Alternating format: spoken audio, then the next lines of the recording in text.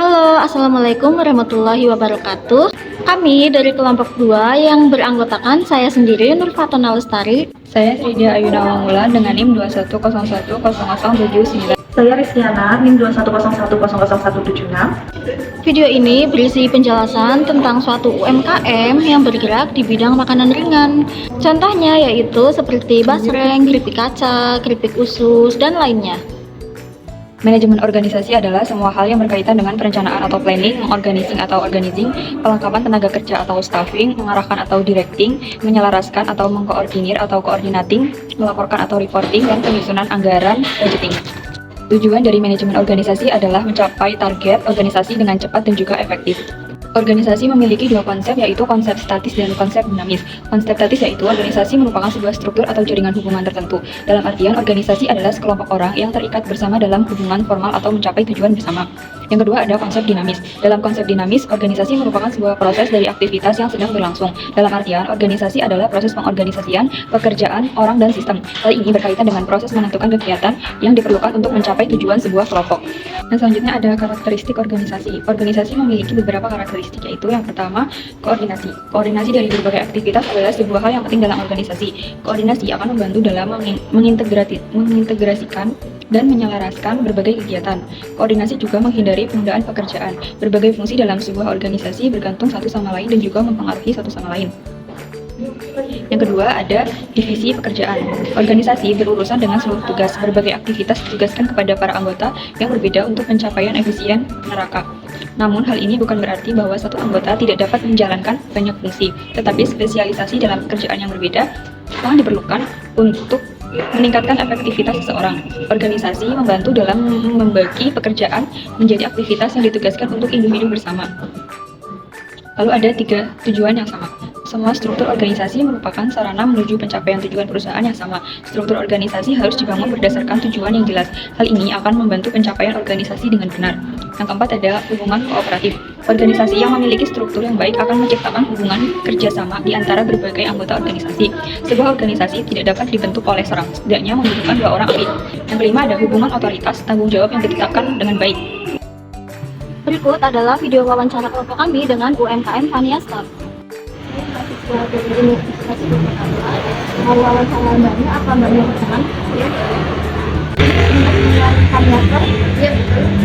Mbaknya ownernya? Iya, iya sendiri.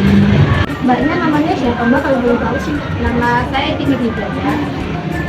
Usianya berapa ini? Usianya sekarang 24 tahun. Untuk Fania Store ini udah berdiri sejak tahun berapa ya?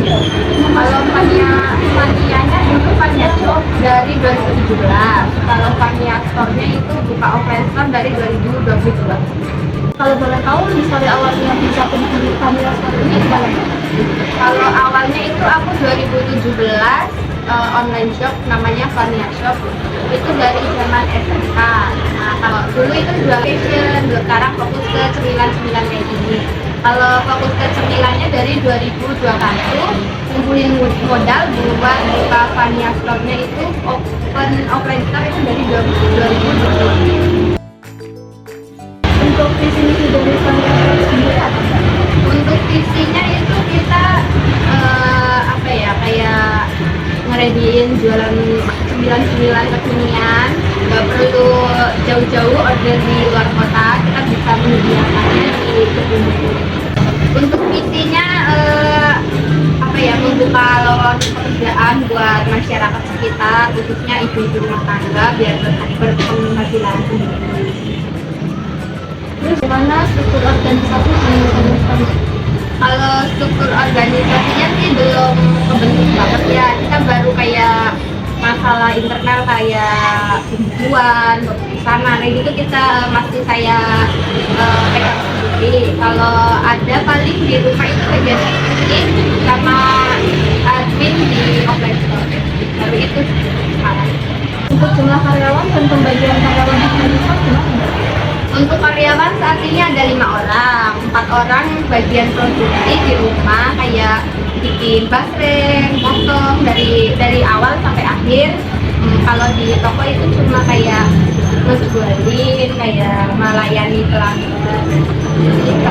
Saat ini dari Kalau boleh tahu kan Mbak Iti di sini sebagai owner. Gimana cara Mbak Iti untuk menjaga komunikasi yang baik sama karyawan Mbak Iti?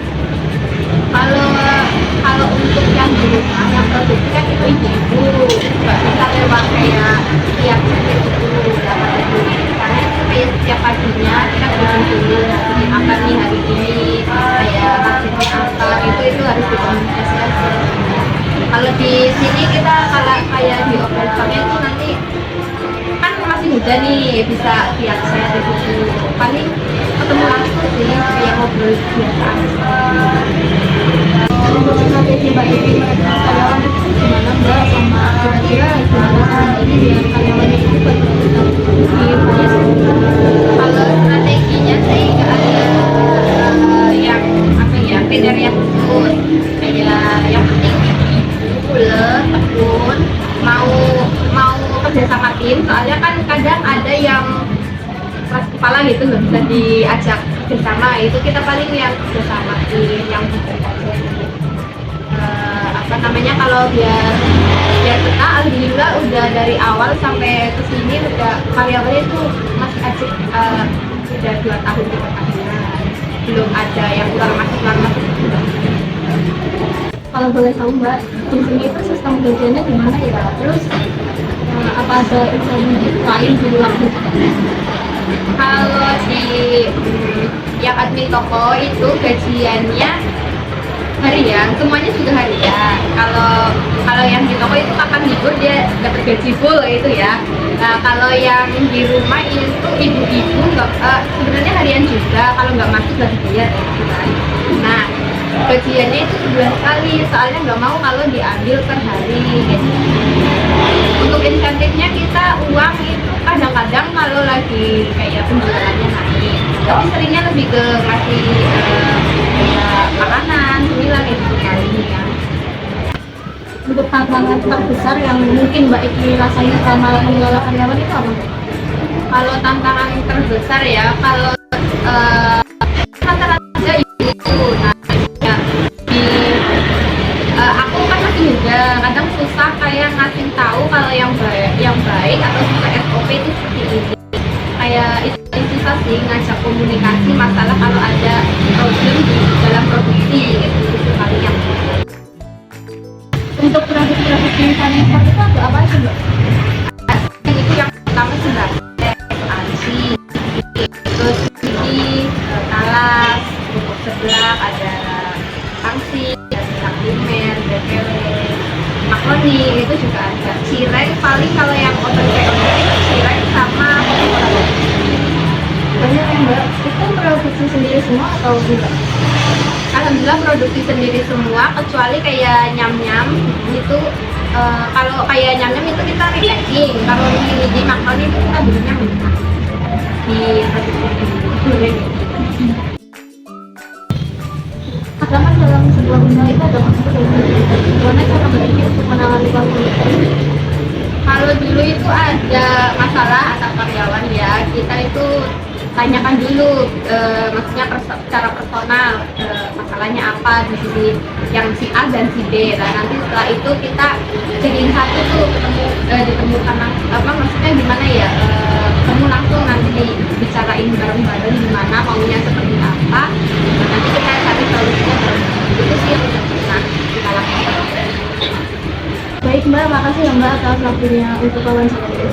Iya sama-sama. Untuk Panyas semoga usahanya makin lancar dan sukses. Amin amin. Saya kan di sini mahasiswa UPT, ada tugas kuliah.